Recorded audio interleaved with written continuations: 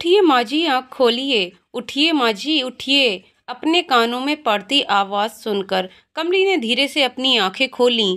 एक 23-24 साल का लड़का जो लगातार कमली की तरफ देखता हुआ कमली को होश में लाने की कोशिश कर रहा था। आंखें खोलकर कमली ने चारों तरफ हैरानी से देखा। उसे इस तरह देखते देखकर वह लड़का मुस्कुराते हुए बोला, घबराइए मत माँ जी, मैं वह ऑफिस से लौट रहा था तो रास्ते में आपको सड़क पर बेहोश पड़ा देखा तो उठाकर आपको यहाँ इस सड़क के किनारे एक पेड़ के नीचे ले आया। आप इस चलचलाती धूप में शायद थक कर बेहोश होकर गिर पड़ी थीं। लो माँ जी, पानी पी लीजिए। उस लड़के ने अपनी बोतल से कमली को अपने हाथों से पानी पिलाते हुए कहा। कमली ने एक नज़र से उस लड़के को देखा और बोतल का सारा पानी एक घूंट में पी गई। पानी पीकर कमली ने कुछ कहना चाहा, लेकिन उसका गला भर आया। जब वह कुछ कह न सकी तो उसकी आंखों में आंसू निकल पड़े। उसे अपनी बेबसी और लाचारी पर तरस आ रहा था। उसे रोते देखकर उस लड़के ने अपने हाथों से आंसू पोंछते हुए कहा, रोइए मत माँ जी, आप रो क्यों रही हैं? आप मुझे बताइए कि आपका घर कहाँ है, मैं आपको आपके घर छोड़ दूंगा। घर के बारे में सुनकर कमली की आंखों से फिर आंसू बह निकले और वह लड़खड़ाते शब्दों में बस इतना ही कह सकी, बेटा मेरा कोई घर नहीं है, मैं बेसहारा हूँ। ये सुनकर उस लड़के को बहुत दुख हुआ। फिर उस लड़के ने अपने चेहरे पर मुस्कान लाते हुए कहा, आप क्या कह रही हो माँ जी, आपका घर कैसे नहीं है? आपने मुझे बेटा कहा है ना, तो आप भी मेरी माँ जैसी हो। आप मेरे साथ मेरे घर चलिए। ये सुनकर कमली ने कहा, नहीं बेटा, नहीं नहीं बेटा, मैं तुम पर बोझ नहीं बनना चाहती। तुम्हारा पहले ही मुझ पर काफी एहसान है बेटा। तुमने मुझ जैसी लाचार बेसहारा औरत को सड़क में बेहोश पड़ी देखकर उठाकर इस पेड़ की छाया में ले आए, वरना बेटा आजकल तो लोग किसी को इस तरह बेहोश पड़े देखकर उसकी तरफ देखते भी नहीं हैं। माँ जी, मैंने आप पर कोई एहसान नहीं किया है, ये तो मेरा फर्ज था। अगर आपने दिल से मुझे बेटा कहा है ना, तो अपने बेटे का कहना मानिए, है ना माँ जी, और मेरे साथ घर चलिए। चलो माँ जी। उस लड़के ने कमली से एक बच्चे की तरह जिद करते हुए कहा। उसे इस तरह जिद करते देखकर कमली के चेहरे पर मुस्कान आ गई। उसे मुस्कुराते देखकर उस लड़के ने कहा, ये हुई ना बात, अब चलो मेरे साथ। ये कहकर वह लड़का उसे अपने साथ अपने घर ले आया। अपने घर के अंदर घुसते समय उसने कमली से कहा, माँ जी, मेरा नाम अमित है, मैं यहाँ अपने पापा के साथ रहता हूँ। मेरी माँ बचपन में ही हमें छोड़कर भगवान जी के पास चली गई। उस लड़के ने दुखी होते हुए कहा। ये सुनकर कमली ने कहा, बेटा, भगवान के आगे किसकी चलती है? वह जो हमारे नसीब में लिख देता है उसे हम चाह कर भी नहीं मिटा पाते। ये सुनकर उस लड़के ने कहा, अरे माँ जी, मैं भी ना अपना दुख लेकर बैठ गया। चलो आप अंदर आओ, आप काफी थक गई हो और शायद आपने खाना भी नहीं खाया है। ये कहकर अमित कमली को लेकर एक कमरे में आ गया और कमरे में लाकर एक अलमारी की तरफ इशारा करते हुए कहा, माँ जी, इसमें मेरे माँ के कुछ कपड़े हैं जो हमने उसकी याद में अब भी इस अलमारी में रखे हुए हैं। आप हाथ मुंह धोकर कपड़े बदल लीजिए, तब तक मैं आपके लिए खाना लेकर आता हूँ। अमित ने प्यार से कमली की तरफ देखते हुए कहा। ये सुनकर कमली की आंखें भर आईं। उसे इस तरह रोते देखकर अमित ने कहा, क्या हुआ माँ जी? तब कमली ने अपने आंसू पोंछते हुए कहा, बेटा, शायद मैंने पिछले जन्म में कुछ अच्छे कर्म किए होंगे जो इस जन्म में तुम मुझे मिले हो। बेटा, तुमने मुझे माँ जी कहकर पुकारा, इससे बड़ी मेरे लिए सौभाग्य की बात और हो ही क्या सकती है। इस शब्द को सुनने के लिए बेटा मैं तरस गई थी। तब अमित ने उसकी तरफ देखते हुए कहा, माँ जी, आप मेरे लिए माँ के समान ही हो। मेरी माँ तो बचपन में ही हमें छोड़कर चली गई। जब आज आपको सड़क पर बेहोश पड़ा देखा तो ऐसा लगा जैसे सड़क पर बेहोश आप नहीं, मेरी माँ पड़ी हो। माँ जी, आपको देखता हूँ तो मुझे मेरी माँ की याद आती है। आपके चेहरे में मुझे मेरी माँ का चेहरा नजर आता है। माँ जी, आप अगर मुझे अपना बेटा मानते हैं तो वादा कीजिए कि आप हमेशा मेरी माँ बनकर इस घर में मेरे साथ रहेंगी। ये सुनकर कमली ने अपने आंसू पोंछते हुए और मुस्कुराते हुए अमित के सिर पर हाथ फेरा और कहा, हाँ बेटा, तुम मेरे बेटे ही हो। अगर मेरा सगा बेटा होता भी मुझसे इतना प्यार नहीं करता और ना ही इतना सम्मान देता जितना तुमने मुझे दिया है। तुम तो मेरे लिए मेरे सगे बेटे से भी बढ़कर हो। ये सुनकर अमित ने कहा, अरे माँ जी, हम फिर से बातों में बिजी हो गए। मैं भी ना बातों में ये भी भूल जाता हूँ कि आप काफ़ी थकी हो और आपने कुछ खाया भी नहीं है। आप जल्दी से फ्रेश हो जाओ, मैं कुछ लेकर आता हूँ।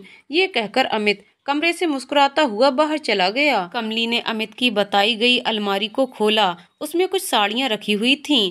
कमली ने एक साड़ी निकाली और बाथरूम में घुस गई। कुछ देर बाद वह नहा धोकर बाहर निकली और आईने के सामने खड़ी होकर अपने आप को देखते हुए कहीं खोसी गई। फिर उसकी नज़र आईने के पास रखी सिंदूर की डिबिया पर गई। उसने चुटकी भर सिंदूर उठाया और जैसे ही अपनी मांग में लगाने लगी तो उसके हाथ टिक गए और वह सोचने लगी कि मैं सिंदूर क्यों लगाऊं, किस इंसान के नाम का, उस इंसान के नाम का जिसने हमेशा मेरे साथ जानवरों से भी बदतर मेरे साथ सुलूक किया और मुझे धक्के देकर घर से दर दर की ठोकरें खाने के लिए निकाल दिया। उस इंसान के नाम का सिंदूर मैं अपनी मांग में क्यों लगाऊं? उस जैसे इंसान की सुहागन बनकर रहने से तो अच्छा है कि मैं एक विधवा की तरह जीवन जीऊं। ये सोचकर कमली के चेहरे पर घृणा और नफरत के भाव आ गए। उसने गुस्से से वापस अपनी चुटकी का सिंदूर उस डिब्बी में पटक दिया। तभी दरवाजे पर दरवाजा खुलने की आहट सुनकर कमली ने अपने हाव भाव ठीक किए और दरवाजे की तरफ मुड़कर देखा। अमित हाथ में खाने की थाली लिए हुए खड़ा था। उसे देखकर कमली मुस्कुराते हुए बोली, आओ बेटा अंदर आओ। अमित खाने की थाली लेकर अंदर आ गया और कमली की तरफ एक नज़र से देखने लगा। ये देखकर कमली बोली, क्या हुआ बेटा, ऐसे क्यों देख रहे हो? तब अमित अपने आंसू रोकते हुए बोला, कुछ नहीं माँ जी, आज आप मेरी माँ के कपड़ों में बिल्कुल ऐसी लग रही हो जैसे मेरी माँ साक्षात आपके रूप में मेरे सामने खड़ी हो। ये कहकर अमित ने अपने आंसू रोकते हुए कमली के पास आकर कहा, चलो माँ जी खाना खा लीजिए। ये कहकर अमित ने कमली को बेड पर बिठा दिया। तब कमली ने कहा, बेटा तुमने कुछ खाया कि नहीं? तब अमित बोला, माँ जी पहले आप खा लीजिए, मैं तो खा लूंगा, वैसे मुझे इतनी भूख नहीं है। ये सुनकर कमली बोली, अरे ऐसे कैसे भूख नहीं है, आज मैं तुझे अपने हाथों से खिलाऊंगी। ये कहकर कमली ने खाने का एक निवाला लेकर अमित की तरफ बढ़ा दिया। अमित ने निवाला अपने मुंह में जैसे ही लिया उसकी आंखों में आंसू आ गए। उसे रोते देखकर कमली ने कहा, क्या हुआ बेटा? तब अमित ने कहा, माँ जी पता है जब मेरी माँ थी ना तो वह बचपन में आपकी ही तरह मुझे प्यार से खाना खिलाया करती थी। ये सुनकर कमली ने बात संभालते हुए कहा, तो बेटा मैं भी तो तेरी माँ हूँ ना, आज से मैं भी तुझे प्यार से खाना खिलाया करूँगी। ये कहकर कमली ने दूसरा निवाला अमित के मुंह की तरफ बढ़ा दिया।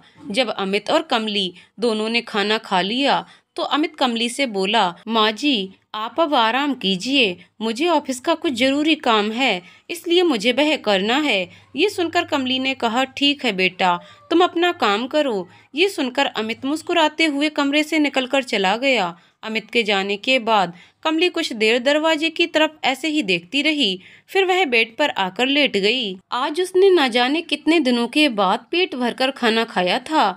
वह सोचने लगी कि भगवान की लीला भी अजीब है। जहाँ उसके अपनों ने ठुकरा दिया वहाँ एक अजनबी लड़के ने उसे अपनी माँ कहकर अपना लिया। इस माँ शब्द को सुनने के लिए वह कितना तरसी है। एक माँ बनने के बाद भी माँ का सुख नहीं पा सकी, बांझ जैसी जिंदगी बिताई है। पता नहीं पिछले जन्म में उसने ऐसे कौन से पाप किए थे जो इस जन्म में भगवान ने उसे बिना कोई गुनाह के उसे इतनी कड़ी सजा दी थी। कितना कुछ सहन किया है उसने। ये सोचते हुए ही उसकी आंखें भर आईं और वह अपने अतीत में खो गई। कमली अपने अतीत में खो गई। जब लगभग 18 साल की थी उसका भी हंसता खेलता परिवार था। उसके बापू एक गरीब किसान थे। उनकी थोड़ी बहुत खेतीबाड़ी थी। उनकी माँ उसके बापू के साथ मिलकर खेतीबाड़ी में काम किया करती थी। कमली का बड़ा भाई जगन एक नंबर का नाकारा और आलसी था। कमली के एक छोटी बहन और थी जिसे प्यार से सब छुटकी कहकर बुलाते थे। कमली और उसकी बहन छुटकी दोनों ही अपने माँ बापू के साथ खेती में हाथ बटाती थीं।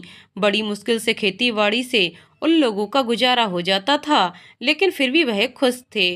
कमली के बापू लाख कहने पर भी कमली का भाई जगन कोई काम धाम नहीं करता था। वह सारे दिन अपने नाकारा दोस्तों के साथ इधर से उधर आवारागर्दी करता फिरता था। कमली की उम्र शादी लायक होते ही उसके माँ बापू को कमली की शादी की चिंता सताने लगी। कमली देखने में किसी अप्सरा से कम नहीं थी। उसके माँ बापू उसकी सुंदरता देखकर खुश होने की बजाय चिंतित थे। वह लोग जानते थे कि जवान और खूबसूरत बेटी को घर में रखना कितना मुश्किल होता है। कमली जब भी रास्ते से गुजरती तो गांव के लोगों की ललचाई नजरें उसे घूर रही होती, लेकिन कमली सबको जानते हुए सब नजरअंदाज कर देती। एक दिन कमली पर गांव के ही सरपंच ठाकुर वीरेंद्र प्रताप के बेटे केशव की नजर पड़ गई। वह पहली नजर में ही कमली के हुस्न का दीवाना हो गया। वह किसी भी कीमत पर कमली को पा लेना चाहता था। उसने कमली के भाई जगन से दोस्ती कर ली। अब जगन से मिलने के बहाने कमली के घर अक्सर आने जाने लगा। कमली पहली नजर में ही उसकी मनसा समझ गई थी। उसने जगन से लाख बार मना किया कि वह अपने दोस्तों को घर में न लाया करे। कमली की माँ ने भी जगन से अपने दोस्तों को घर लाने की मनाही की, लेकिन जगन किसी की नहीं सुनता था। अगर कोई ज्यादा कुछ कहता तो वह लड़ने को उतारू हो जाता। एक दिन जब केशव जगन से मिलने के बहाने घर आया तो उस वक्त घर पर कमली और उसकी छोटी बहन छुटकी थी। छुटकी अंदर कमरे में सो रही थी और कमली रसोई में काम कर रही थी। कमली के माँ बापू खेत पर गए हुए थे। जगन भी अपने किसी दोस्त के यहाँ गया हुआ था। कमली को रसोई में अकेला देखकर केशव उसके पास आ गया। वह तो कब से कमली से अकेले बात करने के लिए मौके की तलाश में था। आज कमली को अकेला देखकर वह बहुत खुश हुआ। वह कमली से बातें करने की कोशिश करने लगा, लेकिन कमली ने उसे ज्यादा मुंह लगाना ठीक नहीं समझा। जब केशव ने देखा कि कमली उससे बात करने में कोई रुचि नहीं ले रही है, तो उसने कमली का रास्ता रोकते हुए कहा, कमली मैं तुम्हें पसंद करता हूँ, मैं तुम्हें चाहता हूँ। कमली मैं तुम्हें रानी बनाकर रखूंगा, रानी।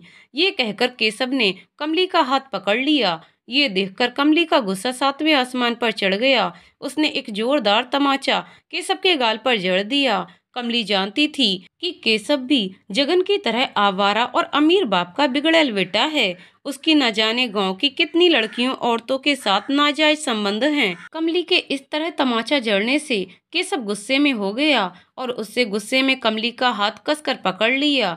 तब कमली बोली, छोड़ो मेरा हाथ, वरना मैं शोर मचा दूंगी। तभी अंदर से छुटकी ने कहा, का हुआ जीजी? ये सुनकर केशव ने कमली का हाथ छोड़ दिया और गुस्से में कमली को घूरते हुए बोला, कमली तुम्हें ये थप्पड़ बहुत महंगा पड़ेगा। मैं तुम्हें कहीं भी मुंह दिखाने के लायक नहीं छोड़ूंगा, समझी तुम? ये कहकर केशव गुस्से में लड़खड़ाता हुआ वहां से चला गया। कमली उसे गुस्से में जाते हुए देखती रही। शाम को कमली ने सारी बात जगन और अपने माँ बाप को बता दी, लेकिन उसकी बात सुनने के बाद उसके माँ बाप ने उसका साथ देने के बजाय उसे चुप रहने के लिए कहा। उसके बापू बोले, छोरी जो कछु घर में हुआ है उसे बाहर जाकर किसी को मत बताना, वरना लोग तेरे पर ही उंगली उठाएंगे। ऐसे में तेरा ब्याह हो पाना मुश्किल हो जाएगा। तब कमली बोली, लेकिन बापू इसमें मेरी कोई गलती नहीं है। तब उसकी माँ गुस्से में बोली, सठिया गई हो छोरी, अरे ये कोई नहीं देखा था कि गलती औरत की है या मर्द की, सब दोस्त तुझे ही देंगे। और वैसे भी केशव सरपंच जी का बेटा है। हम लोगों को लाख समझाने की कोशिश कर लें, लेकिन कोई भी उस पर उंगली नहीं उठाएगा। उल्टा तेरे साथ साथ छुटकी का भी विवाह नहीं हो पाएगा। ऐसे में कौन करेगा तुमसे शादी? अरे लोग न जाने कैसी कैसी उल्टी सीधी बातें बनाएंगे। भलाई इसी में है कि अपना मुंह बंद रख। हम गरीब आदमी न जाने कैसे कैसे अपने दिन गुजारते हैं। ये सुनकर कमली ने गुस्से में जगन की तरफ देखा। जगन तो इन सबसे बेपरवाह हुआ खाना खा रहा था, जैसे उसे अपनी बहन की परेशानी से कोई लेना देना ही नहीं था। ये देखकर कमली ने गुस्से में जगन के पास आकर उसकी थाली उसके हाथ में से लेते हुए कहा, तुझे कुछ फर्क पड़ता भी है या नहीं? ये सब तेरी वजह से हुआ है। कितना कहा था मैंने कि अपने उस आवारा दोस्त को घर मत लाया कर, लेकिन तू किसी की सुनता ही कहाँ है। ये सुनकर जगन गुस्से में तिलमिला उठा और बोला, ज्यादा बकवास ना कर। अरे मैं जानता हूँ केशव को, वह ऐसा कुछ कर ही नहीं सकता। तू भी कम ना है, तेरी भी जवान कैंची की तरह चला है। अरे उसने ऐसे ही तुझसे थोड़ा बहुत मजाक में कुछ कह दिया होगा और तूने उसके गाल पर थप्पड़ जड़ दिया। भला कोई भी ये सब कैसे सहन कर सकता है? ये सुनकर कमली का गुस्सा सातवें आसमान पर चढ़ गया और वह गुस्से में खाने की थाली जगन के आगे रखकर वहां से अंदर चली गई। उसे कुछ समझ में नहीं आ रहा था कि वह क्या करे, क्योंकि वह जानती थी कि केशव चुप बैठने वालों में से नहीं है। वह एक नंबर का बदमाश है। अगर उसने मेरे साथ कुछ उल्टा सीधा कर दिया तो ये सोचकर कमली की रूह कांप गई। उसे कुछ समझ में नहीं आ रहा था कि वह क्या करे। उसके घर वाले तो उसका साथ देने के बजाय उसे ही चुप रहने के लिए कह रहे थे। उसका मन किया कि वह सब जाकर सरपंच काका को बता दे, लेकिन वह जानती थी कि सरपंच ठाकुर वीरेंद्र प्रताप भी अपने बेटे का ही पक्ष लेंगे, क्योंकि वह भी अपने बेटे के ही तरह ही एक नंबर के बेकार घटिया इंसान हैं। उसके ना जाने कितनी औरतों से गलत संबंध हैं। वह आखिर में करे भी तो क्या करे, उसे कुछ समझ नहीं आ रहा था। यही सोचते सोचते कमली की आंख लग गई। इसी तरह एक सप्ताह गुजर गया। सब कुछ ठीक ठाक रहा। बात आई गई हो गई। कमली के सभी घर वाले जैसे सब कुछ भूल चुके थे। एक दिन खेत पर घास लेने जाते समय केशव ने कमली का रास्ता रोक लिया। केशव को इस तरह अपना रास्ता रोकते देखकर कमली घबरा गई और गुस्से में बोली, ये कैसी हरकत है केशव, छोड़ो मेरा रास्ता। ये सुनकर केशव शैतानी हंसी हंसते हुए बोला, मैंने कहा था ना कि मैं तुमसे तुम्हारे उस थप्पड़ का बदला लेकर रहूंगा। आज तुझे यहाँ मुझसे बचाने वाला कोई नहीं है। ये कहकर केशव हंसा।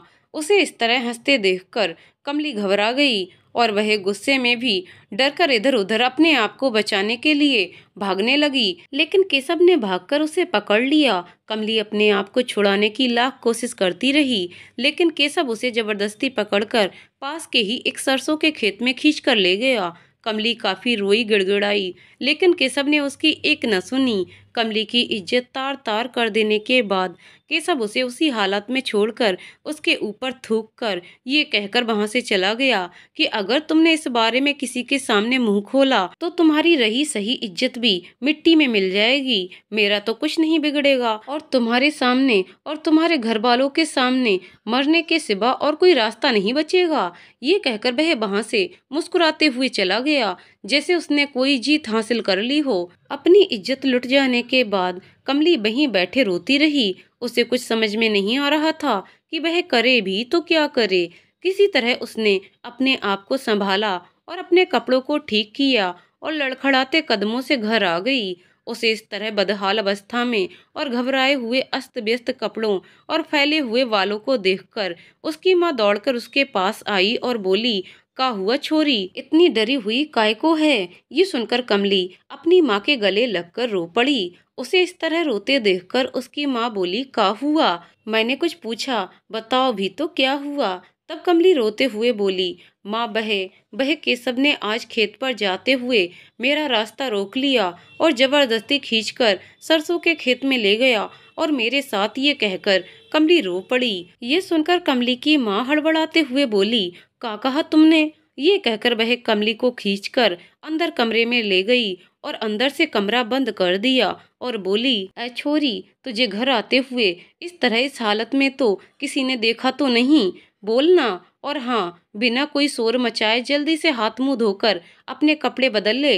तुम्हारे बापू आते ही होंगे, मैं उससे बात करूंगी, वह ही कुछ हल निकालेंगे। ये सुनकर कमली को काफी धक्का लगा कि उसकी माँ उसका दर्द समझने के बजाय उसे उल्टी इस बात की चिंता कर रही है कि किसी ने उसे इस तरह देखा तो नहीं।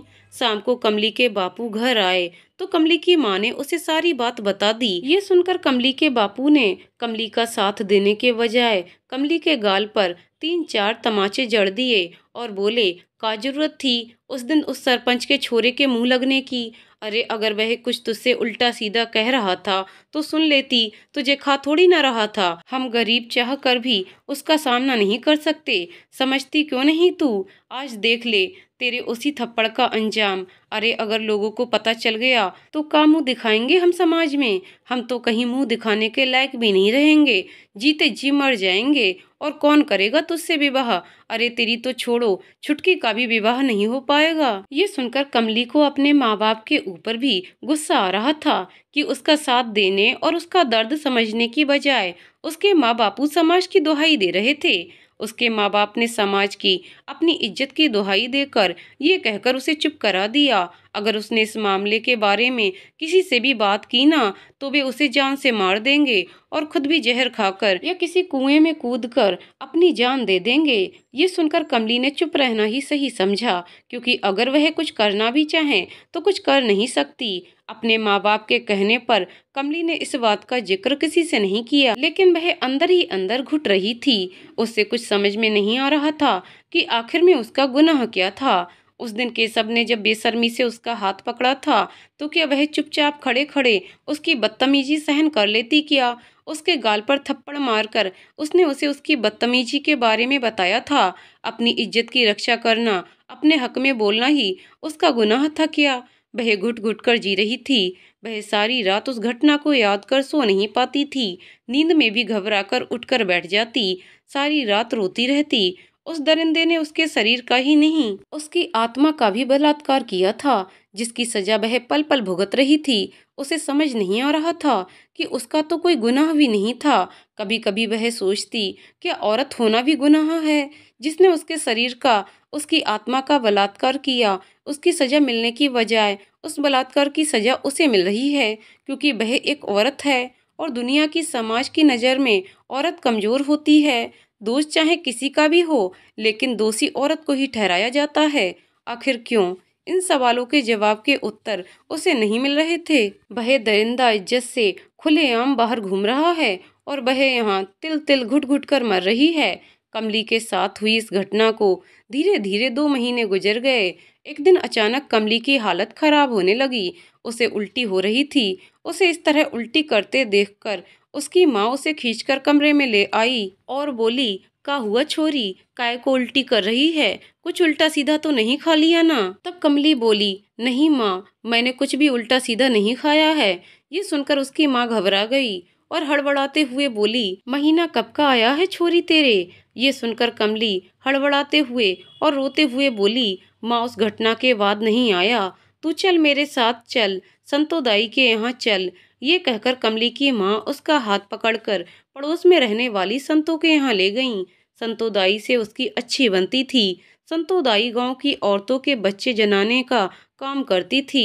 कौन पेट से है कौन नहीं, यह किसी को देखकर ही बता देती थी। संतो दाई कमली की माँ की अच्छी सहेली थी। संतो दाई होने के साथ साथ एक मिलनसार और सबकी मदद करने के लिए आगे रहने वाली औरत भी थी। जब संतो दाई ने कमली को अपनी माँ के साथ आते हुए देखा तो कमली की माँ की तरफ देखते हुए बोली, का हुआ सुरजो, कमली को तुम यहाँ लेकर क्यों आई हो? ये सुनकर कमली की माँ सुरजो ने संतो दाई के पास आकर दरवाजा अंदर से बंद कर दिया और संतो दाई के पास कमली को बैठाकर खुद भी बैठ गई और हड़बड़ाते हुए दुखी होकर बोली, संतो दाई, आपसे कुछ जरूरी बात करनी है। ये सुनकर संतो दाई बोली, बताओ सुरजो, का बात करनी है? ये सुनकर कमली की माँ बोली, वह कहा है ना, सरपंच जी का छोरा है ना केशव, अरे उसकी हमारी जगह से जान पहचान है, तो वह अक्सर हमारे घर आता जाता ही रहता था।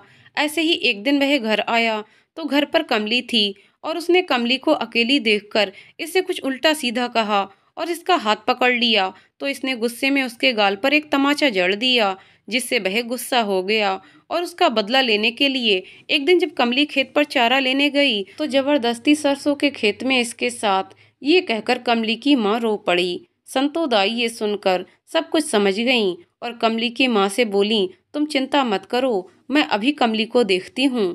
कमली को देखकर उसने कमली की माँ की तरफ देखते हुए दुखी होकर कहा कि कमली पेट से है। ये सुनकर कमली की माँ के तो जैसे पैरों तले से जमीन खिसक गई। कमली ने भी जब ये सुनी तो उसका सिर चकराने लगा। तब कमली की माँ रोते हुए बोली, का बताएं संतो दाई, अरे भगवान ऐसे दिन किसी को ना दिखाए। काफी समझाया था जगन को कि अपने यार दोस्तों को घर ना लाया कर, लेकिन वह हमारी सुनता ही कहाँ है। तब संतो दाई ने कमली की माँ से कहा, मैं तुम्हारा दर्द समझती हूँ, अब तो इसका एक ही इलाज है। ये कहकर संतो दाई ने कमली की माँ के पास जाकर धीरे से उसके कान में कहा, मैं तुझे जड़ी बूटी देती हूँ, जिससे कमली का पेट गिर जाएगा और किसी को कानो कान भी खबर नहीं होगी कि कमली पेट से है। ये सुनकर कमली की माँ हड़बड़ाते हुए संतो दाई के आगे हाथ जोड़कर बोली, संतो दाई, आपसे हाथ जोड़कर विनती है कि आप ये बात अपने तक ही सीमित रखना। हमारी इज्जत का सवाल है। अगर लोगों को ये बात पता चल गई तो हम कहीं मुंह दिखाने के लायक नहीं रहेंगे। फिर कमली का और छुटकी का विवाह भी नहीं हो पाएगा। उसके बापू तो शर्म से अपनी जान भी दे देंगे। ये कहकर कमली की माँ रोने लग गई। ये सुनकर संतो दाई बोली, तुम चिंता न करो। और ये कहकर उसने एक थैली में से कुछ देसी दवाई निकाली और कमली की माँ को देते हुए बोली, ये दवाई सुबह शाम दूध में मिलाकर कमली को दे देना, जिससे इसका पेट गिर जाएगा और किसी को कुछ पता भी नहीं चलेगा। और मुझ पर भरोसा रखो, मैं इस बारे में किसी से कुछ नहीं कहूंगी। मैं तुम्हारा दुख समझती हूँ।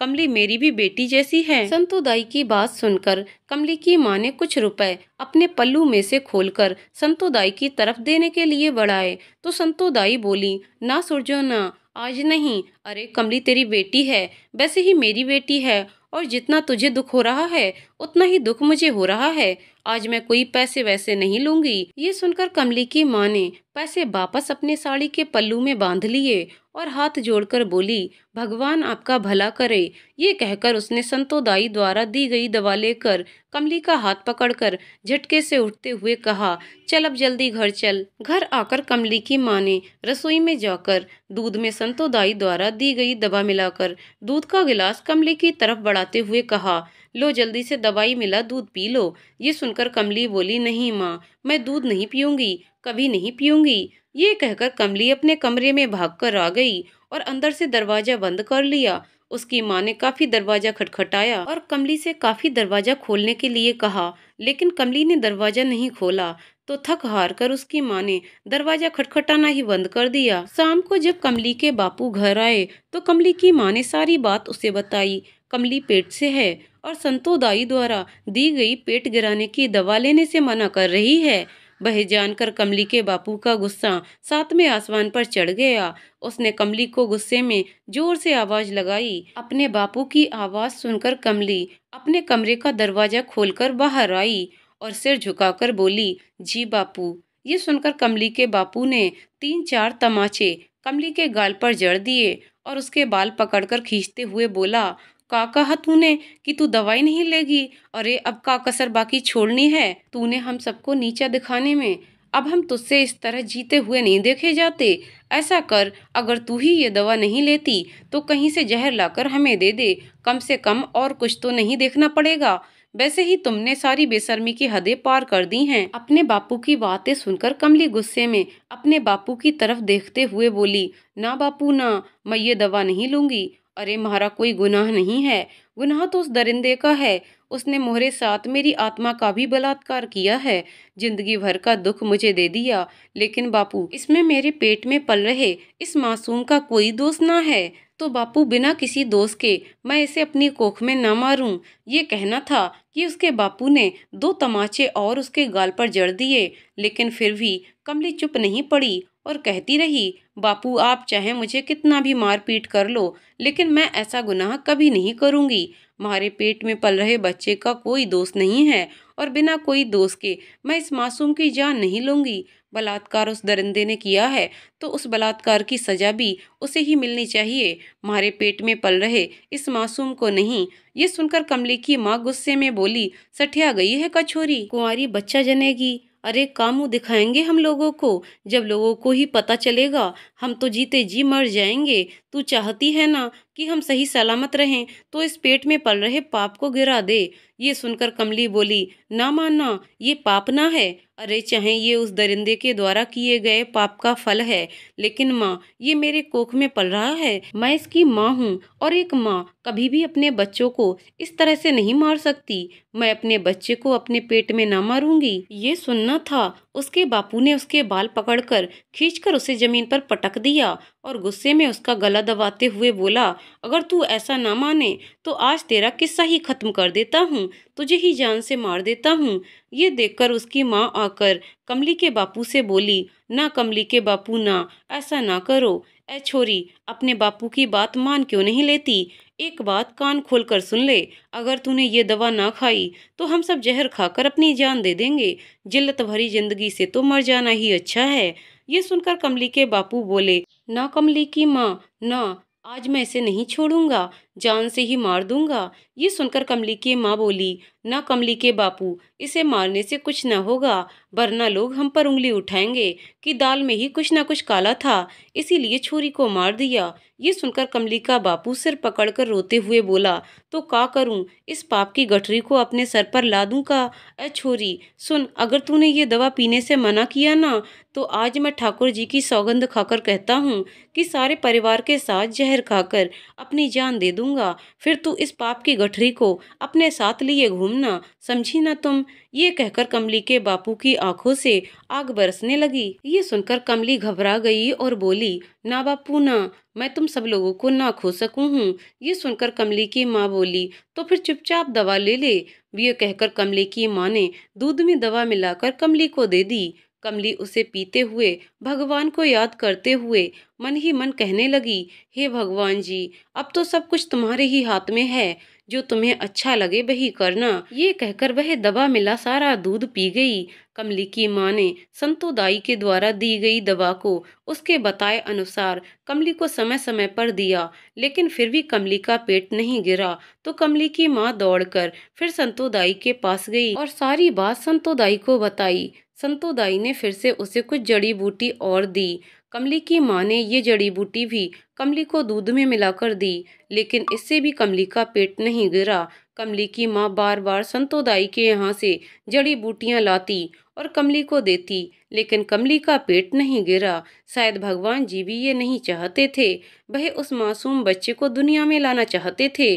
कमली की माई के लाख कोशिश करने पर भी कमली का पेट नहीं गिरा। धीरे धीरे दिन गुजरने लगे। वैसे ही कमली के माँ बापू की चिंता बढ़ती ही जा रही थी।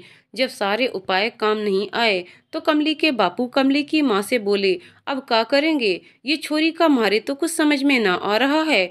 आखिर कब तक लोगों से ये बात छुपी रहेगी? जब सबको ये बात पता चलेगी तो क्या होगा? ये सोचकर ही हमारी तो आत्मा कांप जाए। तब कमली की माँ कुछ देर सोचकर बोली कि अजी, आप तो जानते ही हैं, हमारी माई का हमारे सिवा कोई और नहीं है, और हमारी शादी के बाद और हमारे बापू के मरने के बाद वह पीहर में हमारे घर में अकेली रहती हैं। तो मैं कहूँ ना, हम अपनी कमली को माई के पास छोड़ दें, किसी को कोई शक भी नहीं होगा। अगर कोई पूछेगा तो कह देंगे कि हमारे सिवा माई का कोई और नहीं है, और हम तो वहाँ घर का कामकाज छोड़कर जा नहीं सकते। इसलिए माई की बीमारी में देखभाल करने के लिए हमने कमली को उसके पास छोड़ दिया, जिससे उसे कोई परेशानी ना हो। और जब कमली उस बच्चे को जन्म दे देगी, तब हम किसी न किसी तरह उस बच्चे से छुटकारा पाकर वापस कमली को अपने पास ले आएंगे और उसका जल्दी से विवाह कर देंगे। किसी को कानों कान भी खबर ना होगी और किसी को कुछ पता न चलेगा। कमली की माँ की बात सुनकर कमली के बापू ने हाँ में सिर हिलाया। फिर दोनों ने सलाह मशवरा करके कमली को उसके ननिहाल उसकी नानी के पास छोड़ दिया। कमली की माँ ने रोते हुए अपनी माँ को सारी बात बता दी। कमली की माँ अपनी बेटी का दर्द समझती थी। वह अकेली रहती थी, इसलिए उसने कमली को अपने पास ही रख लिया। धीरे धीरे दिन गुजरने लगे और देखते ही देखते कमली का 9वां महीना पूरा होने को आया था। कमली कभी अपने साथ की घटना के बारे में सोचकर डर कर उठकर बैठ जाती, तो कभी अपने पेट में पल रहे बच्चे के बारे में सोचकर दुखी हो जाती। कभी कभी उसके दिल में माँ का प्यार जाग उठता और वह सोचती कि वह कैसे अपने बच्चे को अपने आप से दूर करेगी, और रोते हुए भगवान को कोसती, हे भगवान जी, आपने हमारे को किस गुनाह की इतनी बड़ी सजा दी है?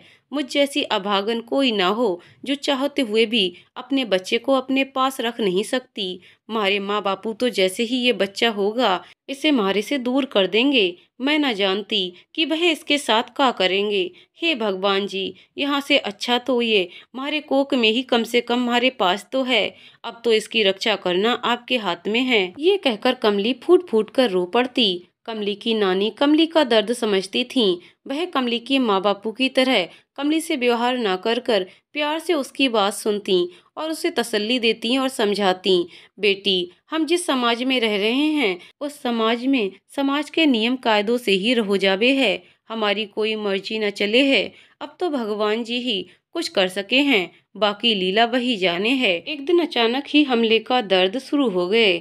कि कमली की नानी ने अपने रिश्ते में भांजे लगने वाले एक लड़के को जल्दी से बुलावा भेजा, जो वहीं पास में ही रहता था। वह लड़का कमली की नानी को बहुत ज़्यादा इज्जत देता था और वह पास ही के एक अस्पताल में वार्ड बॉय का काम करता था। उसकी वहाँ के डॉक्टरों से अच्छी जान पहचान थी। कमली की नानी ने उसे सारी बात बता दी थी और साथ में ही अपनी सौगंध देकर ये भी कह दिया था कि वह इस बारे में किसी को न बताए।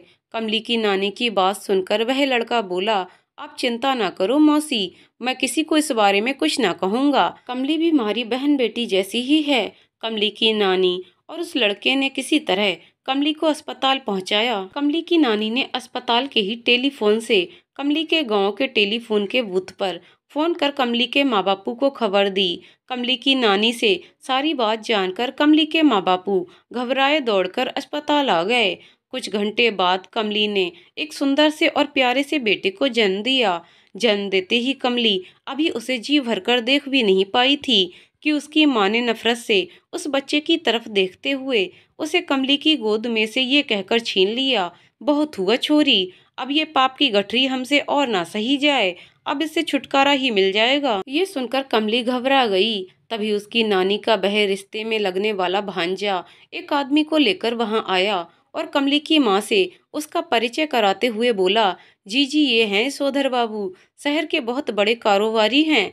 शादी के 5 साल बाद भी जब इन्हें कोई औलाद नहीं हुई तो इन्होंने डॉक्टरों को दिखाया तो पता चला कि किसी दुर्घटना की वजह से इनकी पत्नी के गर्भाशय पर गहरी चोट लगी है, इसलिए वह कभी मां नहीं बन सकती। यशोधर बाबू अपनी बीवी से बहुत प्यार करते हैं, इसलिए और शादी नहीं करना चाहते। जब मैंने इन्हें कमली के बारे में बताया तो ये लोग कमली के बच्चे को लेने के लिए राजी हो गए। ये सुनकर कमली की माँ हड़बड़ाते और मुस्कुराते हुए बोली, हाँ हाँ भैया, क्यों नहीं, हम यशोधर बाबू को अपनी कमली का बच्चा दे देंगे। वैसे भी हमारी कमली अगर इस बच्चे से छुटकारा पा जाए तो उससे बड़ा और क्या हो सकता है। यशोधर बाबू, हम आपका एहसान कभी नहीं भूलेंगे। अपनी माँ और अपने उस रिश्ते के मामा लगने वाले व्यक्ति के मुंह से ये बात सुनकर कमली काफी घबरा गई। तब यशोधर बाबू उसे देखकर बोला, कमली जी, अगर आप अपनी खुशी से अपने बच्चे को हमें देंगी तभी हम आपके बच्चे को लेंगे। हम इसके लिए आपके साथ कोई जोर जबरदस्ती नहीं करेंगे। यशोधर बाबू की बात सुनकर कमली ने यशोधर बाबू की तरफ देखा। यशोधर बाबू सज्जन और हंसमुख और मिलनसार स्वभाव के लगभग 28-29 साल के व्यक्ति मालूम होते थे।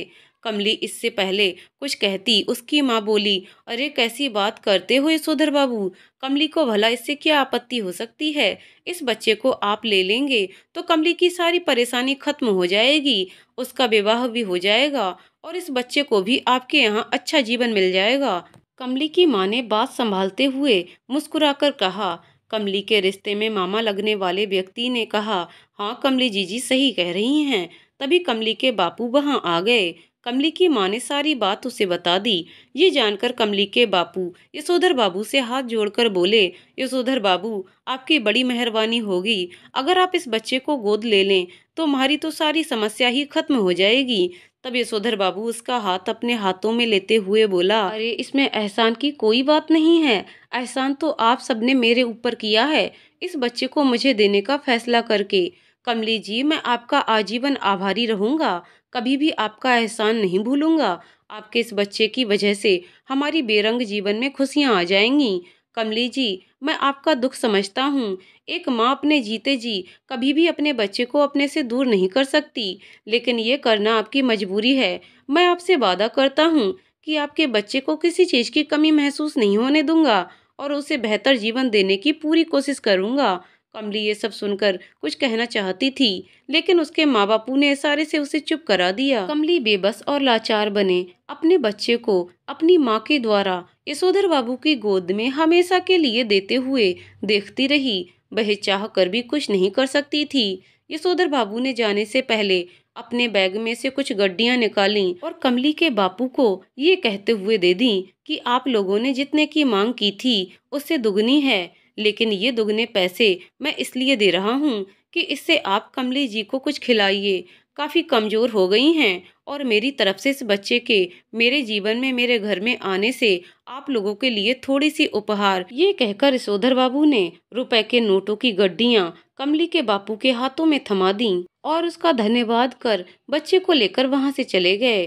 कमली का दिल चीख चीख कर अपने बच्चे को जाने से रोकना चाह रहा था, लेकिन वह कुछ न कर सकी।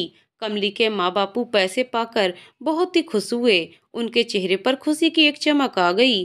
पैसे पाने के बाद तो उसकी माँ का रवैया ही कमली के प्रति बदल गया। कमली के माँ बापू ने अपनी जिंदगी में पहली बार इतने पैसे एक साथ देखे थे। कमली के माँ बापू अब पहले की तरह उससे व्यवहार ना कर प्यार से उससे बोले, चलो बिटिया अब अपने घर चलो, अब देखना हम कैसे तेरा और छुटकी का विवाह बड़ी धूमधाम से करेंगे। कमली अपने माँ बाप का ये रूप देखकर गुस्से में भर उठी। उसे मन ही मन अपने माँ बाप के ऊपर घिन आ रही थी कि उसके माँ बापू ने किसी दुखी परिवार को उनका बच्चा गोद नहीं दिया, बल्कि कुछ पैसों के बदले उसे बेच दिया है। क्योंकि वह जानती थी, एक बार बात ही बातों में उसकी नानी ने उससे कहा था कि जब उसका बच्चा पैदा होगा तो उसके माँ बापू उसे किसी ऐसे परिवार को दे देंगे जिसे एक बच्चे की जरूरत हो। क्या पता उस बच्चे के उस परिवार में जाने से उस बच्चे की जिंदगी के साथ तुम्हारे माँ बापू की जिंदगी भी बदल जाए और उन्हें उस गरीबी से कुछ राहत मिल जाए। उस समय तो कमली कुछ समझ नहीं पाई थी, लेकिन आज उसे सारी बात समझ में आ गई थी। कमली सोचने लगी, तो इसका मतलब पहले से ही ये लोग हमारे बच्चे के पैदा होने से पहले ही उसका सौदा कर चुके थे। नफरत है मुझे ऐसे लोगों पर। इन्हें अपना माँ बाप कहते हुए वह चिल्ला चिल्ला कर अपने माँ बाप से पूछना चाहती थी कि उन्होंने रुपए के बदले उससे उसका बच्चा छीन लिया है। जी भरकर रोना चाहती थी, लेकिन चाह कर भी वह कुछ न कर सकी और जहर का घूंट पी कर रह गई।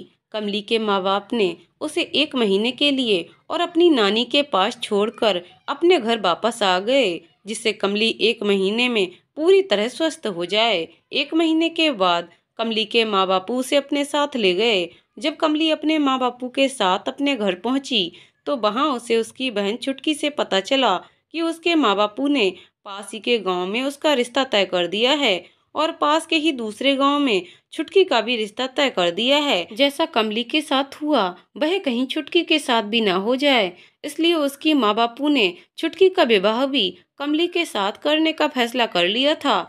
कमली चुपचाप सब कुछ होते हुए देखती रही। छुटकी से कमली को पता चला कि ठाकुर बीरेंद्र प्रताप के उस दरिंदे बेटे को ऐसा रोग हो गया जिससे धीरे धीरे उसका सारा शरीर जलने लगा है।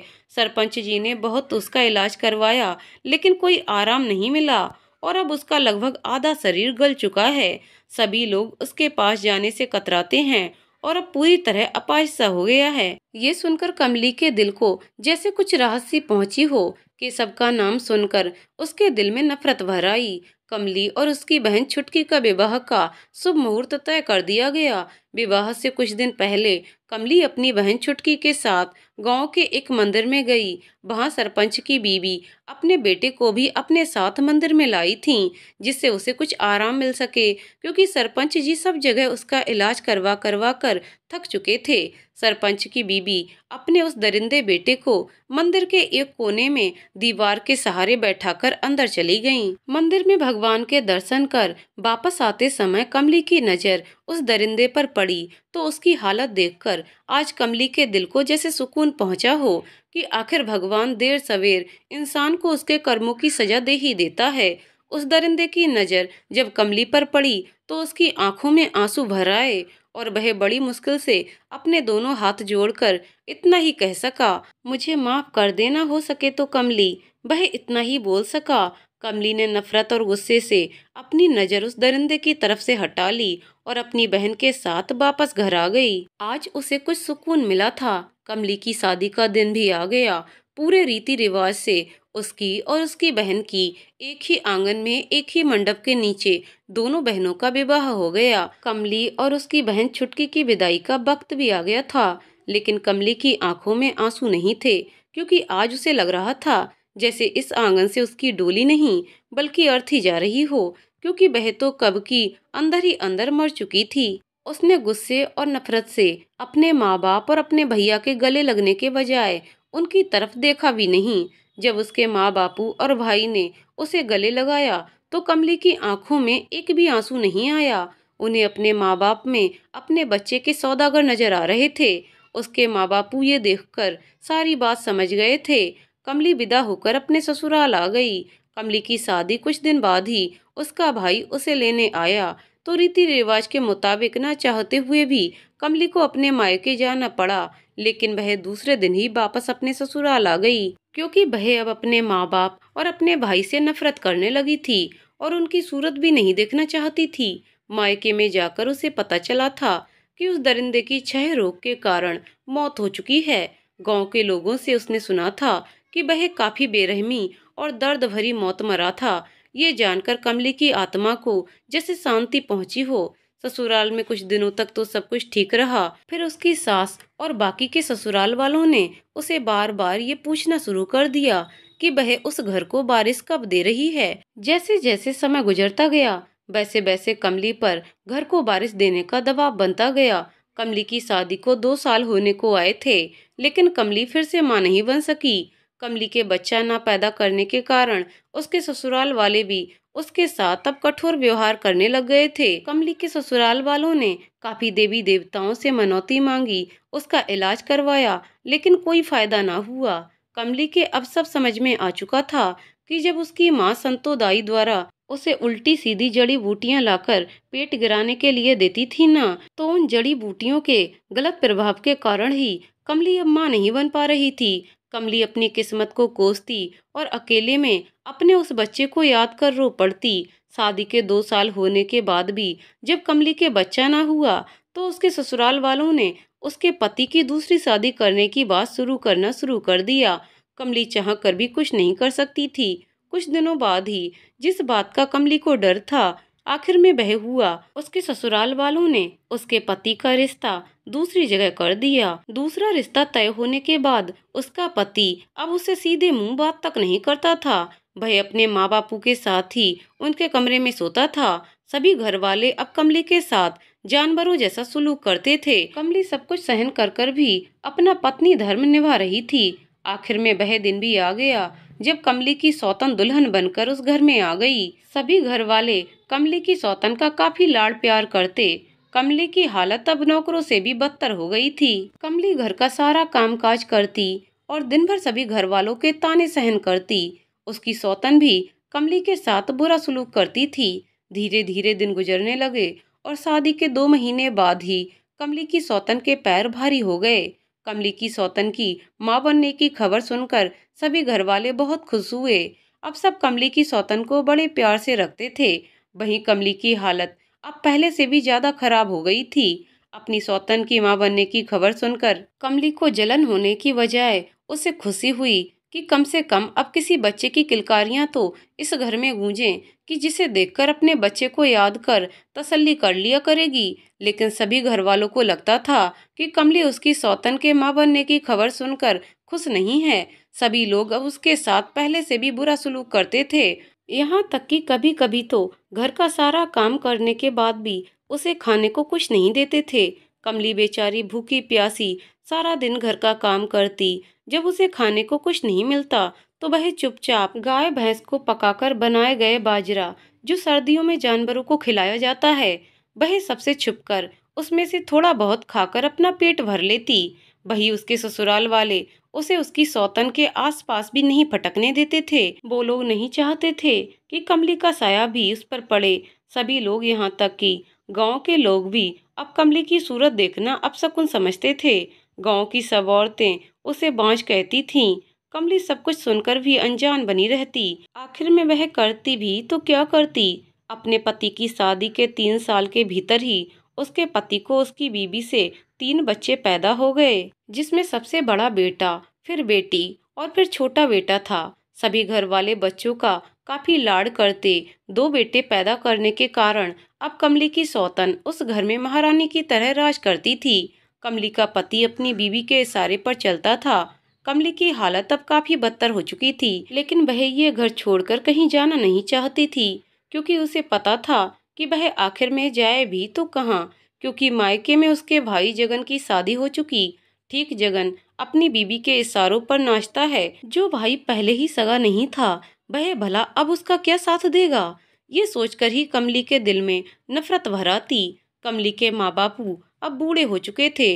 अपने बेटे के आगे उनकी भी एक न चलती थी।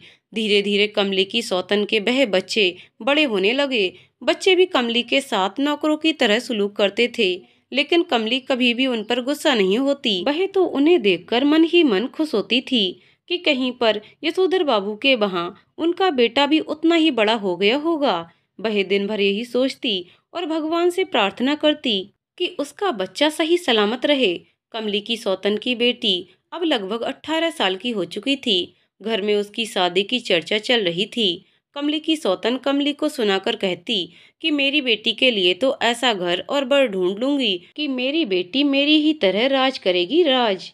एक दिन जब रात के लगभग 12 बजे कमली की नींद खुली और उसे अचानक याद आया कि वह गाय भैंसों को चारा डालना तो भूल गई, तो वह उठकर गाय भैंसों को चारा डालने गई तो तबेले में उसे किसी की कानाफूसी करने की आवाज सुनाई दी। कमली ने जब कान लगाकर वह आवाज सुनी तो वह आवाज उसकी सौतन की बेटी निर्मा की थी। कमली उस आवाज को सुनकर धीरे धीरे उस आवाज की तरफ गई तो उसने जो देखा उसे देखकर कमली ने शर्म से अपनी आंखें दूसरी तरफ कर लीं। कमली की सौतन की बेटी निर्मा गांव के एक शादीशुदा और बदमाश लड़के गोवर्धन की बाहों में थी। कमली को इस तरह आधी रात को अचानक वहां आया देखकर निर्मा सकपका गई और वह लड़का वहां से भाग छूटा।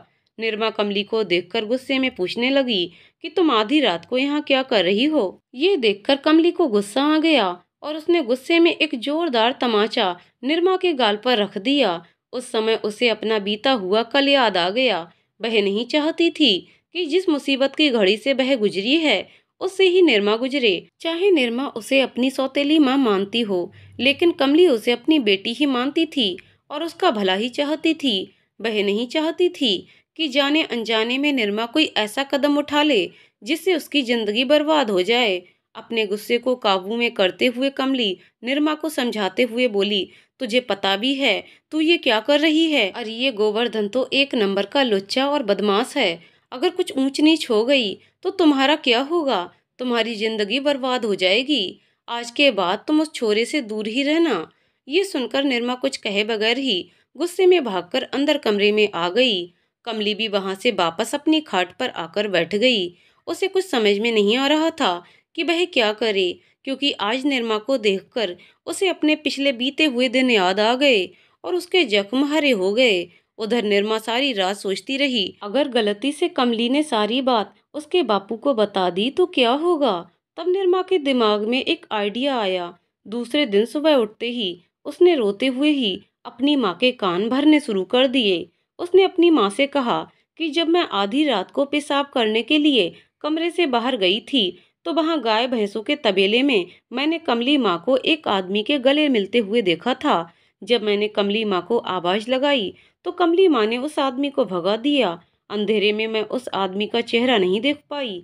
जब मैंने कमली माँ से उस आदमी के बारे में पूछा तो उसने मेरे गाल पर ही एक थप्पड़ दे दिया और गुस्से में बोली, अगर मैंने ये बात किसी को बताई तो ये मेरे लिए अच्छा नहीं होगा। ये कहकर निर्मा झूठे आंसू बहाने लगी। निर्मा की बात सुनकर उसकी माँ गुस्से में तिलमिला उठी। तभी निर्मा के बापू अंदर आए तो निर्मा की माँ ने सारी बात उसे बता दी। उसकी बात सुनकर उसके बापू बिना कुछ सोचे समझे ही निर्मा और उसकी माँ के साथ तबेले में आए।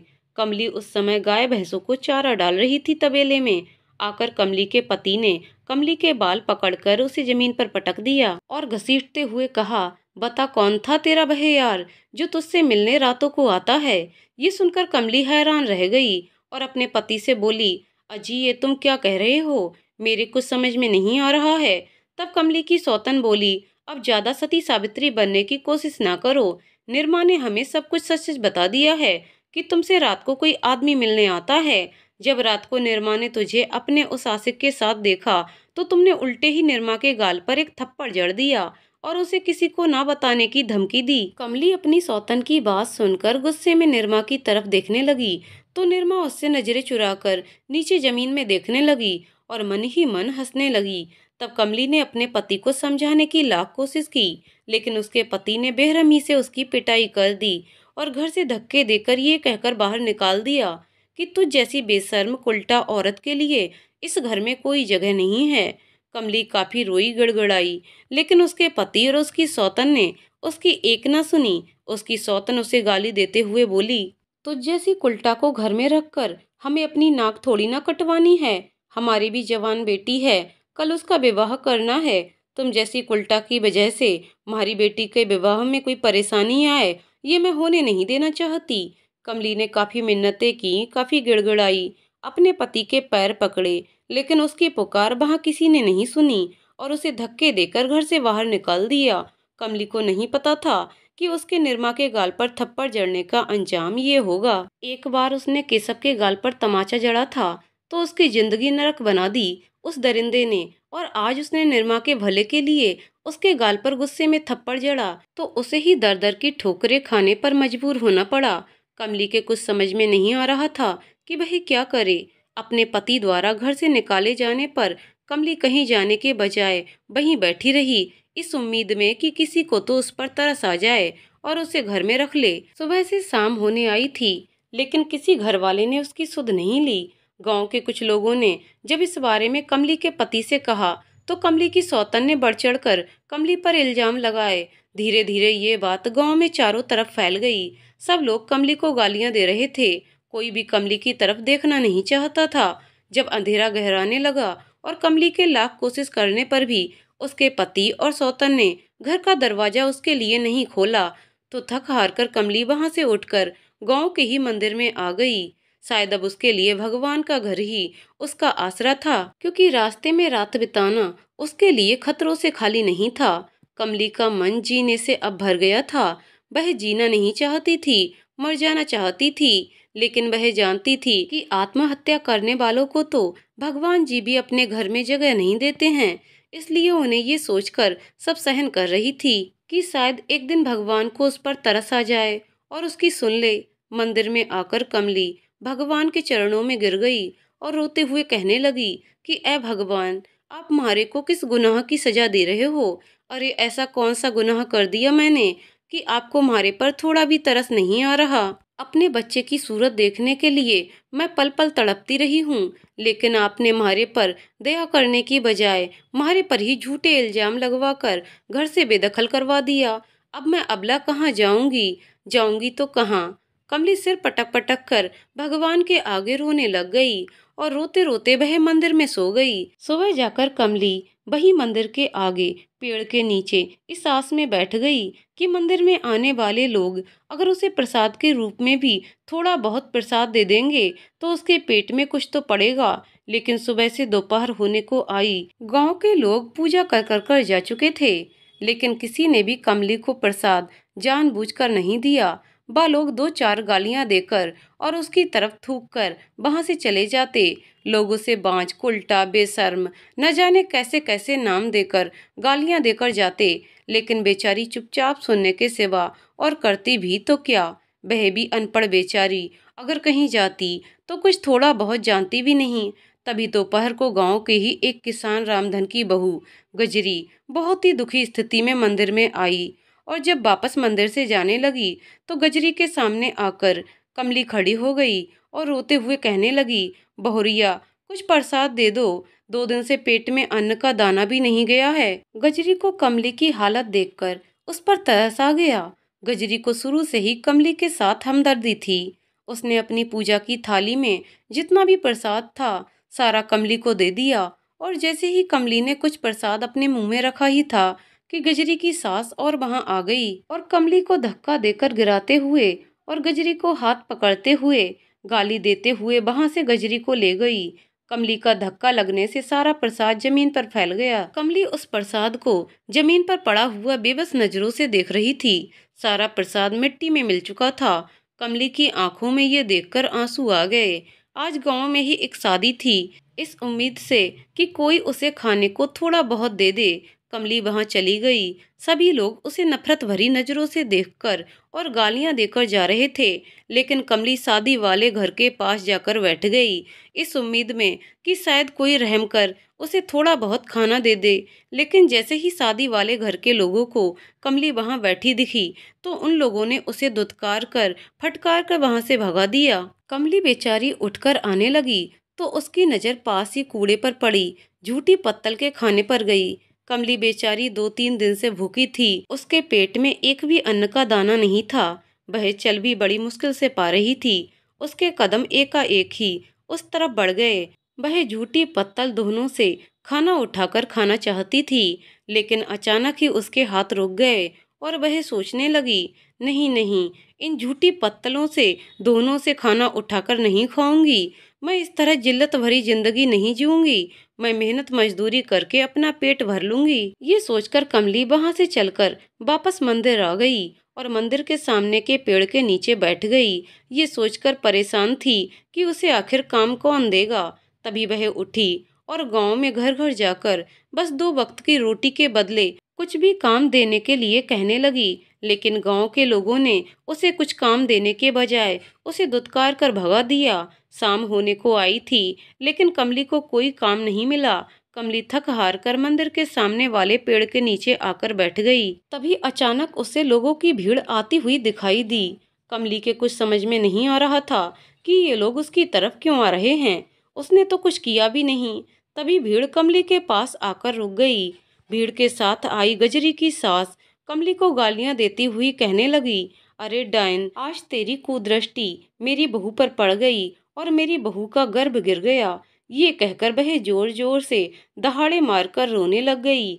ये देखकर कमली के कुछ समझ में नहीं आ रहा था। वह बोली, लेकिन मैंने तो कुछ नहीं किया। तब गांव की औरतें कहने लगीं, अरे डायन, सुबह मंदिर से वापस जाते समय गजरी ने तुझे प्रसाद दिया था ना, तो तूने उसका ये सिला दिया। बेचारी, उस पर तुम्हारी बुरी नजर क्या पड़ी। बेचारी ने कोख में ही अपना बच्चा गर्भ में खो दिया। भगवान जी तुम्हें कभी माफ नहीं करेंगे। तभी एक औरत बोली, अब ये डायन इस गांव में नहीं रहेगी। अरे हमारे सबके भी तो बच्चे हैं। इस डायन का क्या भरोसा, हमारे ही बच्चों को खा जाए। उस औरत का इतना कहना था कि सभी लोग गालियां देते हुए कमली को वहां से निकल जाने के लिए कहने लगे। तभी एक औरत वहां आई और हाथ में कालिक लेकर कमली का चेहरा काला कर और चप्पलों की माला उसे पहनाकर धक्के देकर गांव से बाहर निकाल दिया। कमली गांव से बाहर आकर फूट फूट कर खूब रोई। उसने किसी तरह अपने आप को संभाला और वहीं गांव के बाहर एक पेड़ के नीचे सो गई। सुबह जल्दी उठकर उसने गांव के बाहर खेत पर बनी एक तालाब में अपने हाथ मुंह धोए और सड़क पर आ गई। इस उम्मीद से शहर जाने वाले साधनों को देखने लगी कि शायद किसी साधन में बैठकर वह भी शहर पहुंच जाए और वहां जाकर उसे कुछ न कुछ काम तो मिल ही जाएगा, जिससे वह अपना पेट भर लेगी। कमली ने काफी साधनों को रोका, लेकिन सभी कमली की बदहाल अवस्था को देखकर उसे कोई भिखारी समझकर बैठाने को तैयार नहीं हुआ। कमली बेचारी सुबह से दोपहर तक खड़ी खड़ी थक गई थी। तभी अचानक एक सरदार जी अपना ट्रक लेकर आए और कमली को दोपहर में अकेले बैठे देखकर बोले, क्या हुआ बहन जी, यहाँ दोपहर में सड़क पर अकेले काय को खड़ी हो। ये सुनकर कमली बोली, भैया जी, माँ ने शहर जाना है, बहुत जरूरी है, लेकिन हमारे पास कुछ भी पैसे ना हैं, इसलिए इसलिए समझ में नहीं आ रहा है कि मैं शहर कैसे जाऊं। ये सुनकर सरदार जी बोले, अरे बहना, अगर हमारे ऊपर थोड़ा विश्वास हो ना तो पीछे ट्रक में बैठ जाओ। मैं भी शहर जा रहा हूँ, तुम्हें वहां उतार दूंगा। ट्रक ड्राइवर की बात सुनकर कमली पीछे ट्रक में बैठ गई। वह रास्ते भर यही सोचती रही कि उसने अकेले ट्रक में बैठकर सही किया या गलत। शहर आने के बाद उस ट्रक ड्राइवर ने उसे उतरने के लिए कहा। वह ट्रक ड्राइवर भला मानुस था। कमली को उतार कर 100 का नोट देते हुए बोला, बहन जी, ये 100 रुपए रखो, आपको कुछ काम आएंगे। तब कमली ने रुपए लेने से मना कर दिया, लेकिन ट्रक ड्राइवर ने कहा कि आप मेरी बहन जैसी हो, अभी हमारे पास भी ज्यादा ना है, ये रख लो, आपको काम आएंगे। ये सुनकर कमली ने रुपए ले लिए। रुपए देकर ट्रक ड्राइवर सरदार जी वहां से चले गए। 100 रुपए कमली ने अपने पल्लू में बांध दिए। 100 रुपए पाकर कमली ऐसे खुश हो रही थी जैसे उसे कुबेर का खजाना मिल गया हो। वह जल्दी से ही पास की एक कचौरी की दुकान पर आई और जल्दी से 20 की कचौड़ी खाए, जिससे उसके पेट में कुछ खाना पड़ा और उसे कुछ सुकून मिला। बाकी के बचे रुपए उसने संभाल कर अपनी साड़ी के पल्लू में बांध लिए और काम की तलाश में इधर उधर भटकने लगी। लेकिन कोई तो उसकी हालत देखकर उसे कुछ काम नहीं देना चाहता था, तो कोई उसे काम पर रखने से पहले कुछ कागज मांगता था। कमली के कुछ समझ में नहीं आ रहा था कि वह क्या करे। कमली को काफी कोशिश करने के बाद भी कोई काम नहीं मिला। बेचारी कमली को काम ढूंढते ढूंढते लगभग 5 दिन हो गए थे। कमली के पास सब रुपए भी खत्म हो चुके थे। अब कमली के पास खाने को कुछ नहीं था। लाख कोशिश करने के बाद भी कमली को कोई काम नहीं मिला था। कमली को खाना खाए हुए भी 2-3 दिन हो चुके थे। 2-3 दिन से उसके पेट में अन्न का दाना भी नहीं पड़ा था। काम की तलाश करते करते कमली काफी थक चुकी थी और आज भी जब वह काम की तलाश में भटक रही थी तो भूखी प्यासी होने की वजह से उसे चक्कर आ गए और वह बेहोश होकर सड़क पर गिर पड़ी थी। उसे सड़क पर अमित ने गिरा हुआ देख लिया। ये सोचकर कमली के गालों पर आंसू बह आए। तभी कमली सोचने लगी कि भगवान जी ने चाहे उसे कितनी ही दुख दिए, लेकिन आज उसे माँ जी कहने वाला एक बेटा दे दिया। ये सोचकर वह रोने लग गई और सोचने लगी कि उसका बेटा भी अमित जैसा ही जवान हो गया होगा। वह कितनी बड़ी अभागन है कि उसके नसीब में अपने बेटे का चेहरा भी देखना नहीं लिखा है। फिर कमली ने अपने आप को संभाला और छत पर आकर बैठ गई थी। छत पर से वह पास के ही गार्डन में खेल रहे बच्चों को देखकर बड़ी खुश हो रही थी और सोच रही थी कि भगवान जी ने आखिर में उसके नसीब में अपने बच्चों के साथ खेलने का, उन्हें मनाने का, अपने हाथ से उन्हें खिलाने का सौभाग्य क्यों नहीं लिखा। वह अभी सोच ही रही थी कि अमित ने उसे आवाज दी। अमित की आवाज सुनकर कमली ने पीछे मुड़कर देखा तो अमित मुस्कुराते हुए उसकी तरफ आ रहा था। उसके पास आकर अमित मुस्कुराते हुए बोला, माँ जी आप यहाँ हैं? मैं आपको सारे घर में ढूंढ रहा था। चलिए माँ जी नीचे, शाम के चाय के नाश्ते का वक्त हो गया है। पापा भी ऑफिस से आ चुके हैं। चलो सब एक साथ चाय नाश्ता करते हैं, अमित ने मुस्कुराते हुए कहा। ये सुनकर कमली बोली, हाँ बेटा चलो। दोनों छत से उतरकर नीचे आ गए। घर के पिछवाड़े में बने थोड़े से खुले आंगन के बीचों बीच कुछ कुर्सियां और टेबल लगी हुई थीं। अमित ने कमली से कुर्सी पर बैठने के लिए कहा। कमली कुर्सी पर बैठ गई तो अमित ने पापा को आवाज देते हुए कहा, पापा जल्दी आइए। ये कहकर उसने अपने नौकर को आवाज दी और कहा, शेरू जल्दी से चाय नाश्ता लेकर आओ। अमित की आवाज सुनकर शेरू बोला, जी साहब अभी लेकर आता हूँ। चाय नाश्ते की कहकर अमित भी कमली के पास ही पड़ी दूसरी कुर्सी पर बैठ गया। तभी अमित के पापा वहां आ गए। उसके आते ही अमित ने कहा, लो माँ जी, पापा जी भी आ गए। पापा मैंने आपको बताया था ना माँ जी के बारे में। हाँ हाँ बेटा, अमित के पापा ने मुस्कुराते हुए कहा। अमित के पापा की आवाज़ सुनकर कमली कुर्सी पर से उठकर अमित के पापा को देखने के लिए पीछे मुड़ी तो वह अमित के पापा को देखकर हैरान रह गई। आगे की कहानी अगले वीडियो में। तो दोस्तों आपको कहानी कैसी लग रही है हमें कमेंट करके जरूर बताइएगा। कहानी पसंद आई हो तो वीडियो को लाइक शेयर करें और चैनल को सब्सक्राइब करें। वीडियो को पूरा देखने के लिए बहुत बहुत धन्यवाद दोस्तों।